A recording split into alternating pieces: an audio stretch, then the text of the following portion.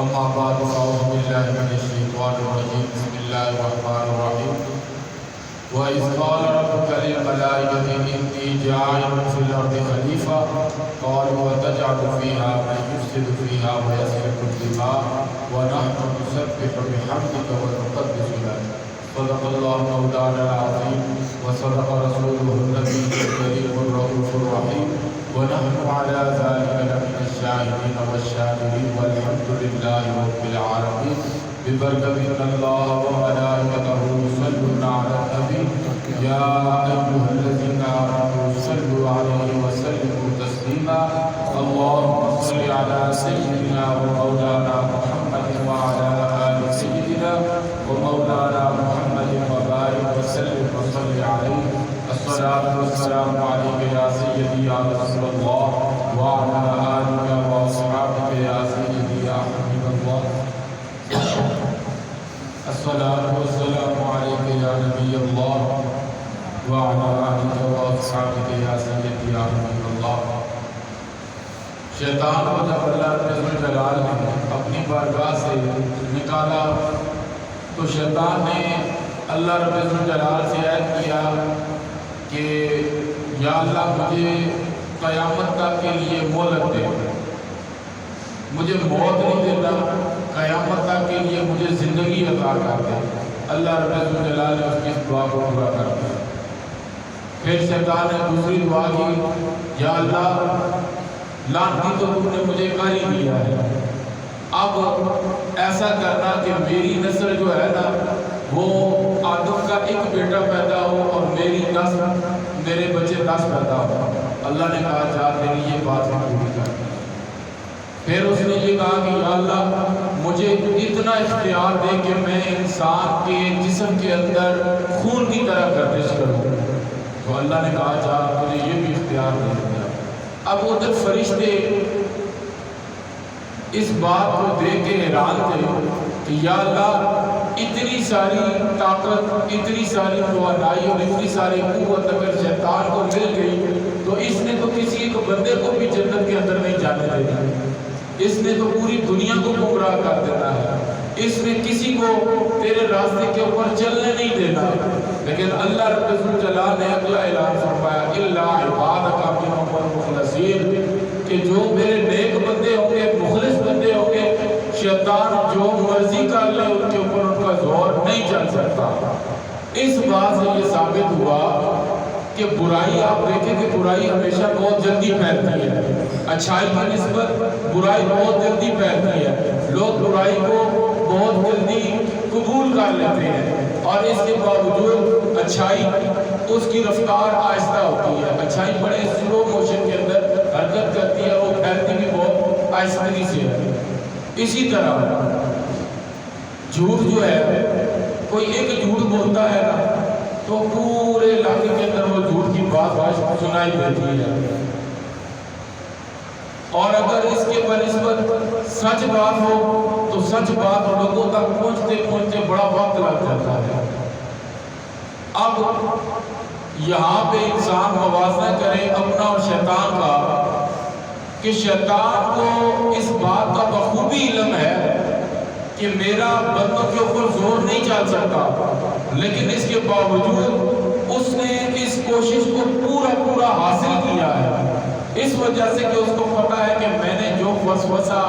انسان کے دل اور دماغ کے اندر ڈال دینا ہے، انسان کسی صورت اس سے پیچھے ہٹ نہیں سکتا جب تک کہ اس کے ایمان کی مضبوطی اور پختگی اس قدر اللہ کے ساتھ مضبوط نہ ہو تو وہ کامیاب نہیں ہو سکتا۔ الا عبادک منہم المخلصین، ان لوگوں کے بارے میں فرماتا ہے اللہ کہ جو میرے مخلص بندے ہیں، شیطان ان کے اوپر کسی صورت قابو نہیں پا سکتا۔ اب آپ اندازہ کریں ذرا شیطان کا پہلا ہتھیار کیا ہے؟ شیطان کا پہلا ہتھیار یہ ہے کہ وہ برائی کو نیکی کی صورت میں پیش کرتا ہے لوگوں کے سامنے۔ ایک شخص ہے بدکار، ایک شخص ہے لعنتی، ایک شخص ہے ملعون، فاسق ہے، فاجر ہے، کمینہ ہے اور بد مذہب اور بد کردار ہے،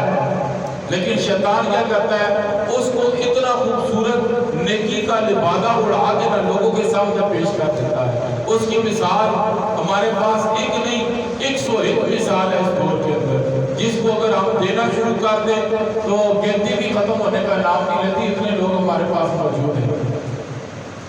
اتنے لوگوں کو، برے لوگوں کو وہ عام لوگوں کے سامنے اچھا پیش کر دیتا، اور اچھے لوگ بجائے ان کی بدبختیوں کو دیکھنے کے باوجود اپنی آنکھوں کے اوپر وہ پٹی ڈال دیتے ہیں اور ان کا ساتھ دیتے ہیں کہ جو شیطان نے اور کو اس دنیا سے بے ایمان اللہ کی بارگاہ کے اندر ان کو لٹانا ہے۔ ایک بندہ ہے نا کہ جان بوجھ کے بندہ اندھا بنے، اس کا دارو کوئی نہیں ہے۔ ایک بندے کو پتہ نہیں ہے، اس کی تو چلو کوئی اور بات ہے، چلو اس کو تو علم ہی نہیں تھا، لیکن ایک بندے کو علم ہونے کے باوجود وہ غلط کام کرے، غلط لوگوں کا ساتھ دے یا غلط لوگوں کے ساتھ اٹھنا بیٹھنا کرے، تو اس کا مطلب یہ ہے کہ اس کو علم ہونے کے باوجود وہ اس برائی کے اوپر ثابت قدم رہا۔ تو اللہ فرماتا ہے کہ جو پھر اس طرح کی حرکتیں کرے گا، فرمایا کہ ہم نے تو اس کو دنیا کے اندر ہی ذلیل کر دینا ہے، آخرت بڑے دور کی بات ہے، اب ہم اس کو اس کا نتیجہ اس دنیا کے اندر ہی دکھا دیں گے۔ اب دیکھیں نا، چور چوروں کے ہاتھوں ذلیل ہو رہے ہیں، یعنی کہ دیکھ لوگوں کو تو چلو بات چھوڑ دیں، چور جو ہے وہ چوروں کے ہاتھوں ذلیل ہو رہے ہیں، اس سے بڑی مثال کوئی دینا ممکن نہیں ہے۔ اب اس کے باوجود جو چور چوروں کے ہاتھوں ذلیل ہو رہے ہیں، ان چوروں کا جو ساتھ دے رہے ہیں یا ان چوروں کے ساتھ جو تعلق رکھتے ہیں، وہ بھی اتنے ہی چور ہیں جتنے وہ لوگ چور ہیں۔ اس لیے کہ غلط لوگوں کے ساتھ چلنا، غلط لوگوں کے ساتھ اٹھنا، غلط لوگوں کے ساتھ بیٹھنا گویا ایسا ہی ہے کہ جیسا اس نے خود غلط کام کیا ہے۔ دیکھیں نا، کوئی چور چوری کر کے کسی علاقے میں جب تھندار کے آگے چڑھ جاتا ہے تو آپ کیا پوچھتے؟ جب وہ تفتیش کرتا ہے تو وہ سب سے پہلے اس کے ساتھیوں کا پتہ کرتا ہے کہ پتہ کرو اس نال کڑا کڑا اس کام میں شامل سی، ایسی بات ہے۔ تو جب وہ تفتیش شروع ہوتی ہے تو وہ بیچارے وہ بھی رگڑے جاتے ہیں جن کو پتہ نہیں ہوتا، لیکن چونکہ انہوں نے غلط انجانے میں ان کا ساتھ دے دیا ہوتا ہے، اس لیے رگڑے وہ بھی جاتے ہیں۔ یہی مثال ایمان کی اور شیطان کی ہے کہ شیطان جب لوگوں کو اپنے بہکاوے کے اندر لے آتا ہے، غلط لوگوں کے ساتھ انٹریکشن کرا دیتا ہے، خلاف کرا دیتا ہے، تو پھر شیطان تو پیچھے نکل جاتا ہے، وہ کہتا ہے بھئی میں نے تو کوئی گناہ نہیں کیا، میں نے تو صرف اس کے دل کے اندر وسوسہ ڈالا ہے کہ تم نماز نہ پڑھو، تم چوری نہ کرو، جاؤ تم چوری کرو، میں نے تو اتنا بس اس کے دل کے اندر دماغ کے اندر ڈال دیا، اب چوری کو صرف خود جا کے کیا، میں تو اس کے ساتھ نہیں گیا چوری کرنے کے لیے، میں نے کسی کو کہا کہ اس کے ساتھ تمہاری دشمنی ہے، اس کی جان لے لو، اب میں نے تو صرف ذہن کے اندر خلل ڈالا، اب باقی تو کام اس نے کیا، یا اللہ مجھے کیوں پوچھتا ہے؟ اس کو پوچھو کہ جس نے یہ غلط کام کیا ہے۔ اليوم نختم على افواہہم وتکلمنا ایدیہم ونشہد ارجلہم بما کانوا یکسبون۔ قیامت والا دن آئے گا تو پھر شیطان اپنی جگہ پہ سزا بھگتے گا، لیکن جو انسان کے ہاتھ پاؤں کان آنکھ ناک کان جتنے بھی اعضاء ہیں وہ انسان کے دشمن ہو جائیں گے کہ یا اللہ ہم نے تو نہیں اس کو کہا تھا کہ جا کے یہ غلط کام کرو، اس نے تو ہمیں مجبور کیا ہے، اس نے تو ہمیں مجبور کر کے اپنے ساتھ لے کے گیا۔ اگر ہمارے اندر کوئی طاقت اور کیپیسٹی ہوتی، ہمت ہوتی تو ہم اس کو دور کر لیتے۔ اللہ کے ذوالجلال کے پیارے حبیب علیہ السلام نے فرمایا کہ ایمان کے 3 درجے ہیں، ایمان کے 3 درجے ہیں۔ پہلے درجے پہ کہ اگر تم کوئی غلط کام دیکھو، کوئی برائی دیکھو، کوئی چوری چکاری، کوئی بھی غلط کام دیکھو تو اس کو اپنے ہاتھوں سے ختم کرنے کی کوشش کرو، یہ ایمان کا مضبوط ترین درجہ ہے، اور وہ تو ہم میں سے کسی ایک بندے کے اندر بھی نہیں ہے۔ دوسرا درجہ فرمایا کہ اگر تم اس برائی کو ہاتھ سے نہیں روک سکتے تو زبان سے روکو، وہ ہم سب کر سکتے ہیں، میں بھی اپنی جگہ پہ کر سکتا ہوں، آپ اپنی جگہ پہ کر سکتے ہیں، غلط کو غلط کہہ سکتے ہیں۔ اگر آپ کے اندر اللہ نے اتنی اخلاقی جرأت نہیں رکھی ہے، آپ کا ایمان اتنا مضبوط نہیں ہے، تو پھر آپ کو کم سے کم اس کو برے کو برا کہیں کہ یہ برا ہو رہا ہے، اس کو ہم برا کہہ سکتے ہیں۔ اور ایمان کا تیسرا اور کمزور ترین درجہ جو ہے، فرمایا کہ اگر تم یہ دونوں کام نہیں کر سکتے نا تو کم سے کم دل کے اندر تو اس کو برا جانے، یار یہ غلط کام کر رہا ہے، اس نے کتنی غلط حرکت کی ہے۔ اب یہ ایمان کا کمزور ترین درجہ ہے۔ اللہ تعالیٰ ہمیں اس ایمان کے کمزور ترین درجے سے نکل کے پہلے درجے کے اوپر چلو جانے کی اگر ہم سب کو توفیق نہیں ہوتی، وہ کسی کو توفیق ہوتی ہے۔ اللہ ایسی توفیق پہلے تو سارے مسلمانوں کو بخشے،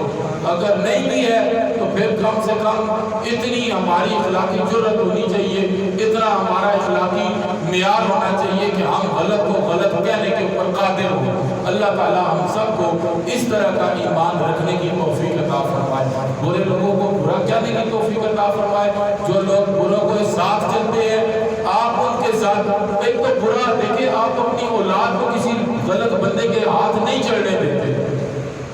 آپ اپنی اولاد کو کسی غلط بندے کے ہاتھ نہیں چڑھنے دیتے کہ یہ شرابی ہے، یہ چور ہے، یہ ڈاکو ہے، ہماری اولاد اس کے ساتھ رہے گی تو خراب ہو جائے گی۔ تو آپ سوچ سکتے ہیں کہ ہم کیسے چاہ سکتے ہیں، ہمیں پتہ ہے ہر چیز کا، کہ پھر بھی ہم اگر آپ کو غلط راستے کے اوپر لگانے کے لیے چھوڑ دیں تو پھر اس کا مطلب یہ ہے کہ ہم نے اپنی ذمہ داری بڑی لاپرواہی کے ساتھ کر دی ہے۔ ہم اپنی ذمہ داری لاپرواہی کے ساتھ کرنے کے لیے، ایک لمحے کے لیے بھی تیار نہیں، کیونکہ ہم نے دنیا کے اندر کسی ایک بندے کو جواب دینے کے لیے ہم مجبور نہیں کر سکتے، لیکن ہم نے اپنے رب کو جواب دینا ہے، ہم نے اپنے رب کے سامنے منہ کر لے کے جانا ہے۔ ہم کالا منہ لے کے رب کے سامنے نہیں جا سکتے، کم سے کم ہم یہ تو کہہ سکتے کہ یا اللہ جتنی ہماری آواز تھی، جتنی ہماری طاقت تھی، ہم نے اس حساب سے اس برائی کو برا بھی کہا، ان لوگوں کو بھی برا کہا، اور جو ان کے ساتھ چلنے والے تھے جن کے دل میں ان لوگوں کے لیے ذرا بھی نرمی تھی، ہمارے لیے ان کے ساتھ کوئی نرم رویہ کسی ایک لمحے کے لیے بھی نہیں ہے۔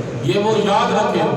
ہمارے جو غلط لوگوں کے ساتھ چلنے والے ہیں، اٹھنے بیٹھنے والے ہیں، ہمارے پاس ان لوگوں کے لیے کوئی نرم رویہ بھی نہیں ہے اور کوئی نرم بات بھی نہیں ہے۔ انشاءاللہ ہم اس کے اوپر رہیں گے ثابت قدم، اور بہت سارے لوگوں کو پورے پاکستان کو پتا ہے کہ تحریک لبیک جب چلتی ہے، میدان عمل کے اندر نکلتی ہے تو بڑے بڑوں کو گھٹنے دیکھنے پہ مجبور کر دیتی ہے۔ یہ کوئی ہمیں سبق نہ سکھائے کہ یہ کام ایسے کرنا چاہیے یا ایسے کرنا چاہیے۔ جو اللہ اور اس کے رسول کا دشمن ہوگا ہم اس کے ساتھ کھلی اعلانے چل جائیں گے۔ ہمیں کسی کے بات کا بھی ڈر نہیں ہے کہ کوئی یہ کہے گا کہ ہم اس سے ڈر کے تو اللہ اور اس کے رسول کا نام لینا چھوڑ دیں گے۔ ہم اللہ اور اس کے رسول کا نام اسی طرح لیں گے کہ جس طرح لینے کا حق ہے۔ اللہ تعالیٰ ہم سب کو عمل کرنے کی توفیق عطا فرمائے۔ وما توفیقی الا باللہ۔